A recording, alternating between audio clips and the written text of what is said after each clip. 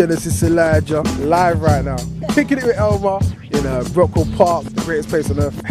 Can I kick it? Yes, you can. Can I kick it? Yes, you can. Can I kick it? I'm Elma and I'm very pleased to say kicking it with me today is South London rapper Genesis Elijah, aka Nathaniel Bygrave, local Brixton head, born and bred SW2. He's been in this game for approximately 15 years. He's a conscious rapper whose lyrics are all about standing up and being counted and accountable. In the current climate, his lyrics are refreshing and inspiring. First question I want to ask you, why did you choose hip-hop as your means of expression? I didn't choose it chose me, I think. It wasn't a kind of a conscious decision. I just used to listen to music, and that's the music I gravitated towards. I think it had a little bit to do with when I was at school. A lot of the kids were listening to like kind of like Bobby Brown and like all that 90s New Jack Swing. And I never grew up around that kind of music. I grew up around church music. So that was the kind of music I heard them listening to. Then I'd listen to it. They always had like a little rap in it, and the little rap bit was the bit I always liked. And then it kind of just grew from there. And then I think like one of the first songs, I think there was a Big Daddy Kane track that I heard. It was one of the first songs I actually recorded on tape, and I must have been probably about 6 or 7. And yeah, from there it was just all about hip hop.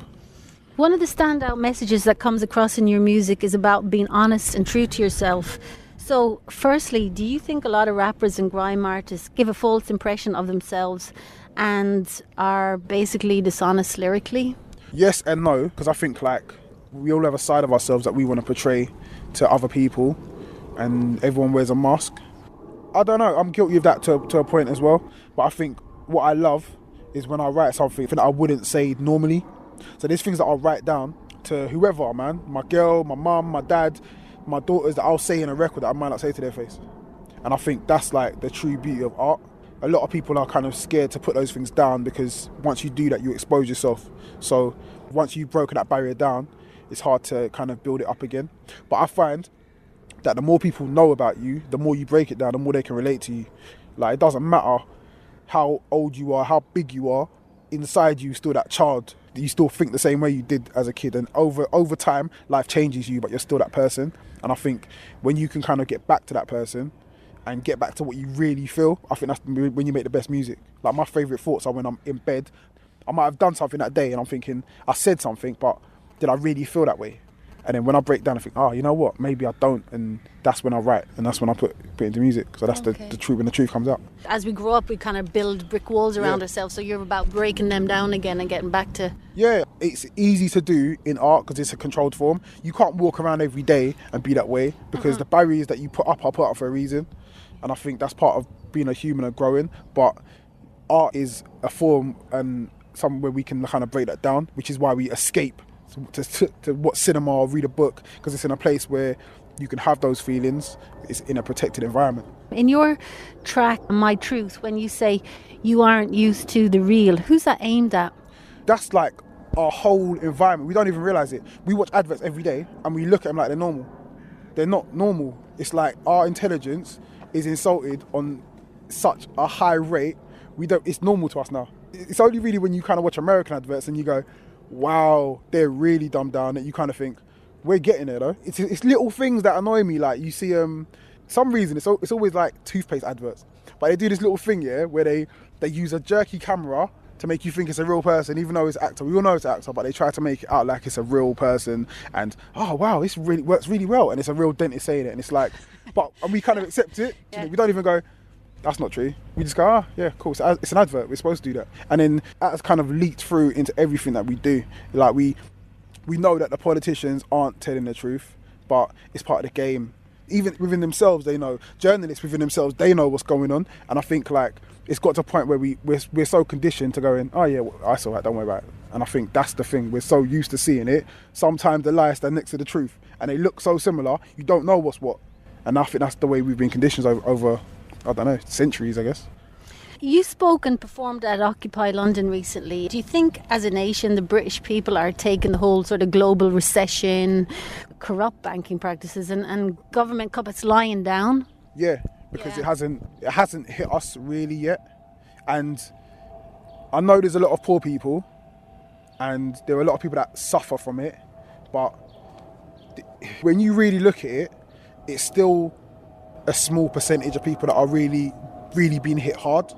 You've got a situation in this country where we've got a lot of people that want benefits, a lot of people that are just struggling to come up. But at the same time, they're almost protected because they've never been put in a position where they're forced to they have to work.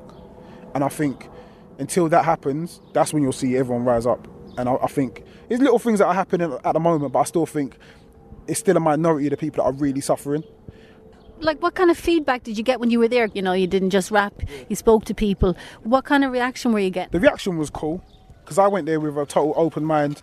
I understood what the reasons they were doing it for, but I want to know, I'm a realist. Like, I don't jump on bandwagons, I don't jump on causes just because of the cause. Yeah. And like, I do believe that the banks are corrupt, and they have been corrupt, but I've been saying this for years. I said this way before everyone was intense. So I want to know what people are really doing. And I think the problem you have, and the problem why it's so hard for anything to change in this country, is because we have kind of professional protesters, and we have people that protest everything, and they're always out there, they're always intense. Yeah. Exactly. So I'm saying, okay, you're in your tent, but how can you even afford to be in your tent right now? Because don't you work normally? Where's your house? Where are you normally? A lot of people are like, well, I was homeless anyway, so I'm just here. Or I've got nothing to do anyway, so I'm just here. And it's like, you don't matter. Like, the fact of the matter is, we live in a political, economical society, and if you don't contribute to either one of them, then you don't have a voice. And the fact is, poor people don't have a voice because poor people don't really vote anyway. And I think it's cool to have all these causes, but the reason why they can't really mobilise is because a lot of people don't know what's going on, and they haven't got the power to change it. Your track, Battle Cry, it's fierce, it's packed with killer verse, and it reminded me of the art of boxing, like the ring being like a really lonely place and putting yourself out there, standing alone, ready for all comers. Is that what it's like for you as an artist, as a hip-hop artist? Yeah, it was definitely a tough grind, and there's easier ways to make a living. But I think I'm quite committed to what I do, and I've made a decision to follow it through. So I treat it like my life depends on it. So I just go for it. Like, that comes across in your videos, in your lyrics and everything. It's like, it's really strong. Yeah. Like, this is my life, innit? And I think there's other people as well that feel the same. It might not be a hip hop, but the things that we do, we're really committed to it, and we're gonna follow them through. And there's so much passion involved in what we do. And I'm luckily in a position where I'm allowed to kind of use my music to really get that point across. You did a very inspiring piece on the UK Riots, which can be seen on YouTube. Definitely the best and most succinct sort of piece I've read or seen about the riots. I thought it was spot on. One thing was that it was a very existential view that we all need to take responsibility for our actions. And the other was revolutionaries fight the power, not the powerless. Explain that to people. Like, that was such I don't know, it's such a weird situation. Even the whole riot was just quite surreal, really. And I think especially when you're sitting in the middle of it and it's going on around you, and you know people that are involved on all sides, you get to see it from a lot of different angles. Like, one of the girls that I was working with, her husband is a police officer. He got called up to the riots. I know people that were calling me up saying, bruv, can we get some cameras that were in it. I know people that have been arrested for it. You see it all. One of my boys tweeted, he was in Tottenham at the time, and he tweeted a picture of a police car getting burnt. And my first reaction was, yeah, wicked. Cool to do, you know what I mean? I don't care. So I'm like, okay, cool. But I'm still far removed from it. So then when it starts getting really real, then you're like, oh, like, this girl just got a house burnt down, man. Her kid was in the house, and you're like, okay, what's the reason? What are we doing this for? What's the purpose? I was raised around riots, but when you had a riot, it was always for a cause. You were fighting for a cause. And with this riot, there was none of that. No one was fighting for any cause. People were just trying to get free stuff.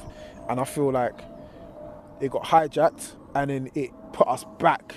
And some people were saying, oh yeah, you know, the youth, oh, now we got to talk to the youth, yeah. But I'm kind of old-fashioned in my view. Like, when a kid's bad, like, I don't want to talk to the kid. You're getting beaten. And I feel like we've become a society where we're so scared to kind of sit down and say, you know what, man, stop messing about. Like, what is wrong with you? Just let's be real about things. I think a lot of people had that view, But then there's a thin line between taking it too far. Like, you know what I mean? A little smack on the wrist is cool, but you know, people getting locked up for statuses, like, that's crazy. Sometimes I don't think we don't have the answers, and we go from one extreme to the other.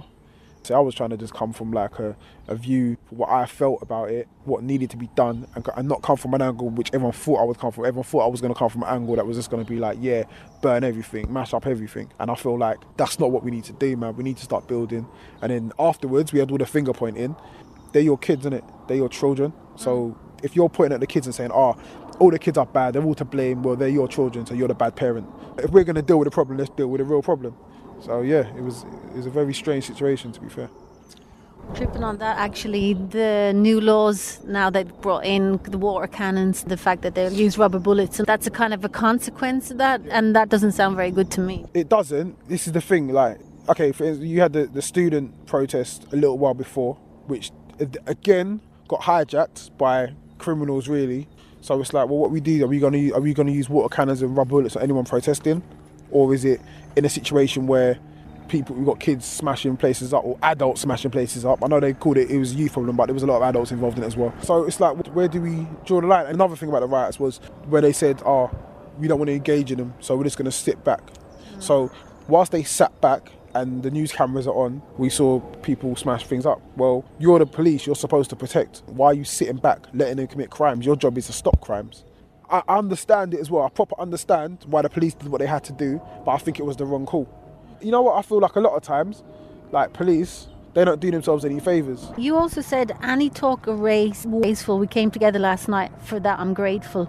Living in Brixton, I find people are very quick to turn situations into a race thing. Why do you think that happens, and do you think people want to self-segregate? Yeah, I think we're so conditioned now. We see race as kind of like, it's such a big deal and it's becoming bigger. And I think we're going in the wrong direction a little bit. And around that time, some of the statuses I was seeing, wow, like really, that's the way you perceive it. And it's you perceive it to be a race thing. It's weird. But I feel like too much emphasis is put on physical identity. It's our own fault as well. A lot of us are so attached to what we are. Yeah, we have to. It's like, it's brought into you, you know what I mean? I grew up, like, Dad always said, yeah, you know, be proud of being black. And I've always been proud of being black. And then you get to a point where you think, well, why should I be proud of something that is coincidental? That's just, I was born that way. So there's other things that you should be proud of. It's almost like a reverse racism situation. We're locked into like who we are, and it affects everything we do. I don't think we ever will be able to, but if we ever could come to a point where we say, you know what, this is no longer important, then we'd see a massive difference in how we treat each other, how we treat ourselves. It would be, you know what I mean, it'd be a massive change. But we're so locked into who we are, and it's cool to be proud of who you are, but really, yeah, and really be proud of who you are. We did a track not too long ago, a Black History Month track. You know, I've always celebrated Black history. I think it's cool to know what people done, but then it's kind of like, well, what did you do? So you're celebrating because they looked like you, but what did you actually do? How are you part of that? It has to be more than just because they look like you, because you wouldn't do that for anything else. You don't have National Tool Day or Tool Month. This is what tall people did. It's like, well, you didn't do it, did you? You're not even related to him. So it's a weird way our minds are worked, but I think socially we're a lot more forward than we are biologically. Our brains are like primitive.